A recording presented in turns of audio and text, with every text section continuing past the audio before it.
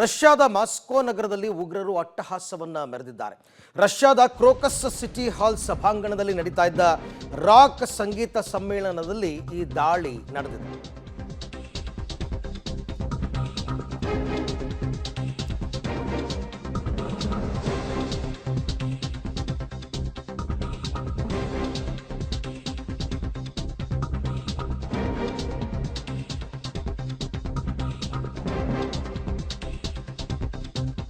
ರಷ್ಯಾದ ಮಾಸ್ಕೋ ನಗರದಲ್ಲಿ ಉಗ್ರರ ಅಟ್ಟಹಾಸ. ಮಾಸ್ಕೋದ ಕ್ರೋಕಸ್ ಸಿಟಿ ಹಾಲ್ ಸಭಾಂಗಣದಲ್ಲಿ ನಡೀತಾ ಇದ್ದ ರಾಕ್ ಸಂಗೀತ ಸಮ್ಮೇಳನದಲ್ಲಿ ಈ ದಾಳಿಯಾಗಿದೆ. ಮುಸುಕುಧಾರಿಗಳು ಏಕಾಏಕಿ ಗುಂಡಿನ ದಾಳಿಯನ್ನ ನಡೆಸಿದ್ದಾರೆ. ಭಾರತೀಯ ಕಾಲಮಾನ ಮಾರ್ಚ್ 22 ಮಧ್ಯರಾತ್ರಿ 12 ಗಂಟೆ ಸುಮಾರಿಗೆ ಈ ಘಟನೆ ನಡೆದಿದೆ. ಸಮ್ಮೇಳನ ನಡೀತಕ್ಕಂಥ ಸಂದರ್ಭದಲ್ಲೇ ಹಾಲ್ನೊಳಕ್ಕೆ ಶಸ್ತ್ರಸಜ್ಜಿತ ಉಗ್ರದಾರು ಅಂದರೆ ಬಂದೂಕುಧಾರಿಗಳು ನುಗ್ಗಿದ್ದಾರೆ. ಪ್ರೇಕ್ಷಕರ ಮೇಲೆ, ಸಂಗೀತಗಾರರ ಮೇಲೆ ಗುಂಡಿನ ದಾಳಿಯನ್ನು ನಡೆಸಿದ್ದಾರೆ. ಮನಸೋ ಇಚ್ಛೆ ಗುಂಡಿನ ದಾಳಿ ನಡೆಸೋದರ ಜೊತೆಗೆ ಬಂದೂಕುಧಾರಿಗಳು ಬಾಂಬ್ಗಳನ್ನು ಕೂಡ ಸಭಾಂಗಣದ ಒಳಗೆ ಸ್ಫೋಟಿಸಿದ್ದರಿಂದ ಇಡೀ ಸಭಾಂಗಣ ಹಾಗೂ ಅಕ್ಕಪಕ್ಕದ ಕಟ್ಟಡಗಳಿಗೆ ಬೆಂಕಿ ವ್ಯಾಪಿಸಿದೆ. ಈ ಘಟನೆಯಲ್ಲಿ 40ಕ್ಕೂ ಹೆಚ್ಚಿನ ಸಾವು ಸಂಭವಿಸಿರುವಂತಹ ಸಾಧ್ಯತೆ ಇದೆ. 100ಕ್ಕೂ ಹೆಚ್ಚು ಮಂದಿ ಗಂಭೀರವಾಗಿ ಗಾಯಗೊಂಡಿರ್ತಕ್ಕಂಥ ವರದಿಯಾಗಿದೆ. ಸಾವಿನ ಸಂಖ್ಯೆ ಇನ್ನಷ್ಟು ಹೆಚ್ಚಾಗುವಂತಹ ಸಾಧ್ಯತೆ ಇದೆ. ಪುಟಿನ್ ರಷ್ಯಾದ ಅಧ್ಯಕ್ಷರಾಗಿ ಮರು ಆಯ್ಕೆಯಾದ ಬಳಿಕ ಅಲ್ಲಿ ಸಾಕಷ್ಟು ವಿರೋಧಾಭಾಸಗಳು ಕಂಡುಬಂದಿತ್ತು ಪುಟಿನ್ಗೆ. ಯಾಕೆಂದರೆ ಅದೊಂಥರ ಸರ್ವಾಧಿಕಾರಿ ಧೋರಣೆ ಅಂತ ರಷ್ಯಾದ ಜನರೇ ಪುಟಿನ್ ವಿರುದ್ಧ ತಿರುಗಿ ಬಿದ್ದಿದ್ದರು. ಆ ಹಿನ್ನೆಲೆಯಲ್ಲಿ ಏನಾದರೂ ದಾಳಿ ನಡೆದಿರಬಹುದಾ ಅಥವಾ ಬೇರೆ ಏನಾದರೂ ಉದ್ದೇಶನ? ಈ ರಾಕ್ ಸಮ್ಮೇಳನ ಏನು ನಡೀತಾ ಇತ್ತು, ರಾಕ್ ಸಂಗೀತ ಸಮ್ಮೇಳನ, ಇದರ ವಿರುದ್ಧವಾಗಿ ಯಾರಾದರೂ ಇದು ನಡಿಬಾರ್ದು ಅನ್ನೋ ಕಾರಣಕ್ಕೋಸ್ಕರ ಮಾಡಿದಾರಾ? ಇನ್ನೂ ಕೂಡ ಗೊತ್ತಾಗಿಲ್ಲ. ಹಲವಾರು ಕಾರಣಗಳಿದೆ. ಯಾಕೆಂದರೆ ರಷ್ಯಾ ಮತ್ತು ಉಕ್ರೇನ್ ನಡುವಣ ಯುದ್ಧ ಕೂಡ ಇನ್ನೂ ಮುಕ್ತಾಯ ಆಗಿಲ್ಲ. ಅದರ ಹಿನ್ನೆಲೆಯಲ್ಲಿ ಏನಾದರೂ ನಡೆದಿರಬಹುದಾ ಅಂತ. ಒಟ್ಟಾರೆ ಅಲ್ಲಿನ ಲಾ ಆ್ಯಂಡ್ ಆರ್ಡರ್ ಎಷ್ಟು ವೀಕ್ ಆಗಿದೆ ಅಂತ ರಷ್ಯಾದವ್ರು ಹೇಳ್ಕೊತಾರೆ. ನಾವು ತುಂಬ ಮುಂದುವರಿದ ರಾಷ್ಟ್ರ, ಭದ್ರತೆ ವಿಚಾರದಲ್ಲಿ ಯಾವುದೇ ರಾಜಿ ಇಲ್ಲ ಅಂತ. ಆದರೆ ಏಕಾಏಕಿ ಒಂದು ಸಂಗೀತ ಸಮ್ಮೇಳನ ನಡೀತಾ ಇರತಕ್ಕಂಥ ಹಾಲ್ಗೆ ನುಗ್ಗುತ್ತಾರೆ, ಶಸ್ತ್ರಸಜ್ಜಿತರಾಗಿ ನುಗ್ಗುತ್ತಾರೆ, ಏಕಾಏಕಿ ಮನಸೋ ಇಚ್ಛೆ ದಾಳಿ ಮಾಡ್ತಾರೆ, ಬಾಂಬ್ ಸ್ಫೋಟ ಮಾಡ್ತಾರೆ ಅಂತಂದರೆ ನಿಜಕ್ಕೂ ಕೂಡ ಅಲ್ಲಿನ ಲಾ ಆ್ಯಂಡ್ ಆರ್ಡರ್ ಏನಾಗಿದೆ, ಭದ್ರತೆ ಏನೂ ಇರಲಿಲ್ವಾ ಅಲ್ಲಿ ಅಂತಕ್ಕಂಥ ಅನುಮಾನ ಸಹಜವಾಗಿ ಮೂಡೇ ಮೂಡುತ್ತೆ. ದೃಶ್ಯದಲ್ಲಿ ತಾವೀಗ ಅದನ್ನು ಗಮನಿಸ್ತಾ ಇದ್ದೀರಾ ನೋಡಿ. ಸಂಗೀತ ಸಭೆ ನಡೀತಾ ಇದ್ದಂತಹ ಹಾಲ್ ಇದು. ಈ ಸಂಗೀತ ಸಮ್ಮೇಳನ ನಡೀತಾ ಇದ್ದಾಗ ಏಕಾಏಕಿ ಈ ರೀತಿ ನುಗ್ಗಿ ಸುಮಾರು 40ಕ್ಕೂ ಹೆಚ್ಚು ಜನ ಮೃತಪಟ್ಟಿದ್ದಾರೆ, 100ಕ್ಕೂ ಹೆಚ್ಚು ಜನ ಗಂಭೀರವಾಗಿ ಗಾಯಗೊಂಡಿದ್ದಾರೆ ಅಂತಕ್ಕಂಥ ಮಾಹಿತಿ ಲಭ್ಯವಾಗ್ತಾ ಇದೆ.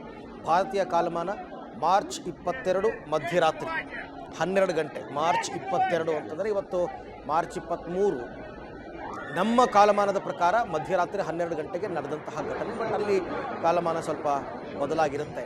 ಹೆಚ್ಚು ಕಡಿಮೆ ರಾತ್ರಿ ಒಂದು 10 ಗಂಟೆ, 9:30, 10 ಗಂಟೆ ಟೈಮಲ್ಲಿ ಸಂಗೀತ ಸಭೆಗಳೆಲ್ಲ ನಡೆಯೋದೇ ಅಷ್ಟೊತ್ತು ತಾನೆ.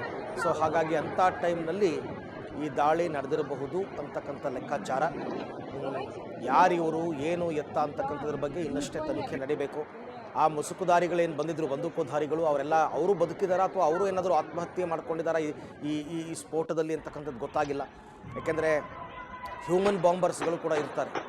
ಅವರುಗಳು ಬಂದು ಸ್ಫೋಟ ಮಾಡಿ ತಮ್ಮನ್ನು ತಾವು ಹತ್ಯೆ ಮಾಡ್ಕೊಂಡಿದ್ದಾರಾ ಗೊತ್ತಿಲ್ಲ.